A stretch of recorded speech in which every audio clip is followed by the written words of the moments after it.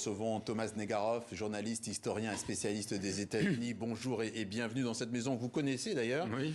D'abord un mot sur ce qui vient d'être dit. Le racisme et la misogynie sont-ils une partie de l'explication de la défaite de Kamala Harris ? Sûrement, on ne peut pas le nier quand on écoute le déroulement de la campagne avec ce qu'on appelait du dog whistle. Vous savez, c'est les choses que l'on peut dire et qui ne sont entendues que par les gens qui doivent l'entendre. Le dog whistle, c'est les sifflets ultrasons pour les chiens. Oui. Donc on n'entend que ce qu'on va entendre. Et quand on répète semaine après semaine qu'elle est bête, qu'elle manque d'humilité, on est là dans des stéréotypes ratio assez connus. La bêtise des Noirs, leur orgueil, the uppity nigger, c'est dans le dictionnaire de 1950. Oui. Un Noir pour qui ils se prennent en fait. Oui. Et donc bien sûr ça a joué. C'est pas le seul facteur du tout. Hillary Clinton a été battue par Donald Trump alors qu'elle était blanche. Donc il y a cette dimension-là. Il y a aussi une dimension de haine des élites. Et je pense que Kamala Harris a incarné largement ces élites-là que les Trumpistes considèrent comme déconnectées.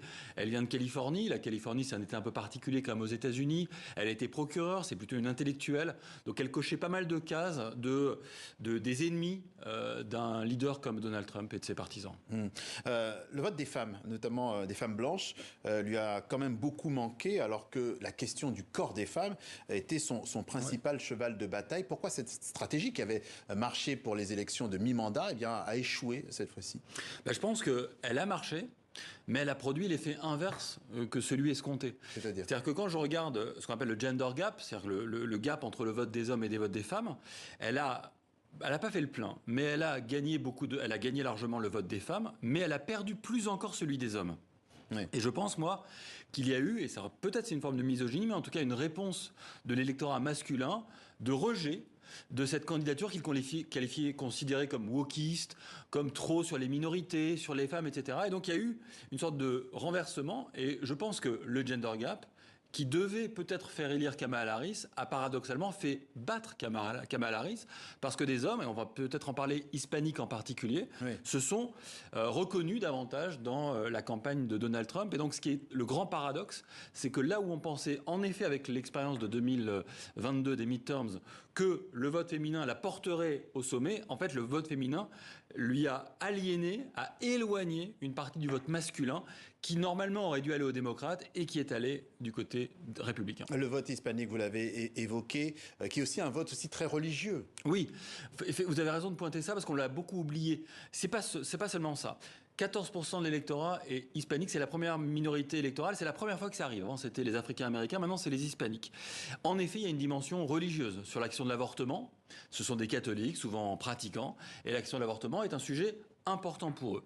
Et puis, n'oublions pas que ce sont aussi des Américains comme les autres. Et donc, la question de l'inflation, par exemple, ça a joué un rôle important aussi. Et puis, je relisais un peu les statistiques ethniques aux États-Unis. On peut en disposer, en France c'est interdit. Et on sait que cette année, pour la première fois, plus d'un latino sur deux qui vote est né aux États-Unis. Oui. Alors qu'avant, c'était des migrants. Et vous avez dans votre reportage... Qui ferme un peu la porte aussi derrière. C'est un peu ça. Et quand on a montré dans le reportage, le premier reportage, on voyait une femme dire « Moi, j'étais une migrante, mais légale. Oui. » Et bien, ce discours-là de séparer les migrants entre les bons et les mauvais, ceux qui sont entrés légalement, ceux qui sont entrés illégalement, ça a pu porter sur un électorat migrant, issu de migration, et entré peut-être illégalement, mais... Eux sont nés, les descendants sont nés et donc sont parfaitement légaux. Oui. En face, Donald Trump a gagné haut la main malgré des casseroles judiciaires et des outrances. En fait, ça n'a rien gêné aux yeux des électeurs. Non. On a presque l'impression que c'est un carburant, que ça. Oui, je pense que c'est un carburant et ça répond un peu à ce que je disais au début, à savoir sur cette haine des élites. Finalement, tout cela racontait aux Américains, à ses partisans, donc une bonne moitié, à 80 millions de personnes, qu'ils disaient la vérité. Qu'on voulait le faire taire, la justice voulait le faire taire, les armes voulaient le faire taire, il a quand même été victime d'une tentative d'assassinat, les grands médias voulaient le faire taire. Et donc c'est la logique du grand complot aussi. Et surtout, c'est moi contre eux, et on voulait me faire taire comme vous, on veut vous faire taire, vous mes électeurs, vous les oubliés, vous les marginalisés, je suis votre porte-voix. Et donc, toutes ces histoires qui certainement sont des vraies histoires juridiques, mais qui ont été utilisées comme étant des éléments pour le faire taire, ont permis de connecter son discours à lui et l'électorat et son électorat, qui se considère lui aussi comme privé de voix. l'un des slogans de Trump en 2016, c'était « Je serai votre voix ». Là, il a dit « Je serai votre guerrier », mais c'est un peu la même idée. Je serai celui qui n'ont pas partie prenante dans cette démocratie américaine. Une logique d'identification. Oui, complètement. Une dernière question, parce que qu'est-ce qui risque de changer entre le président Donald Trump version 2017 et celui de 2025 ? Un peu ce que je viens de dire, je serai votre voix, je serai votre guerrier, c'est pas la même chose. Ouais. Il a un sentiment de revanche et surtout il connaît le pouvoir.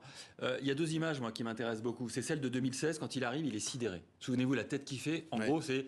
Qu'est-ce que je fais là ? Qu'est-ce que j'ai foutu ? Qu'est-ce qui va se passer maintenant ? Je ne connais personne. Oui. Donc autour de lui, c'est que des gens qui vont tenter de le raisonner, de le calmer. Il les a tous virés. Là, quand il gagne, quand il monte sur scène, et on voit ces images-là, juste avant, il y a la musique, et on sent qu'il goûte le moment. C'est plus le même homme. Il sait ce que c'est. Et donc, ce qui change, c'est ça.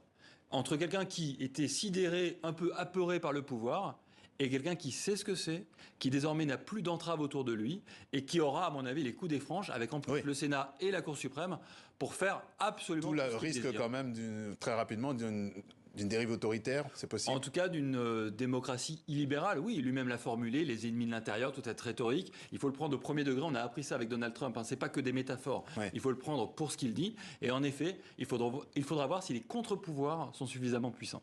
Précision de Thomas Negarov, journaliste, historien, spécialiste des États-Unis. Merci d'être passé par le journal de TV5 Monde. Avec plaisir.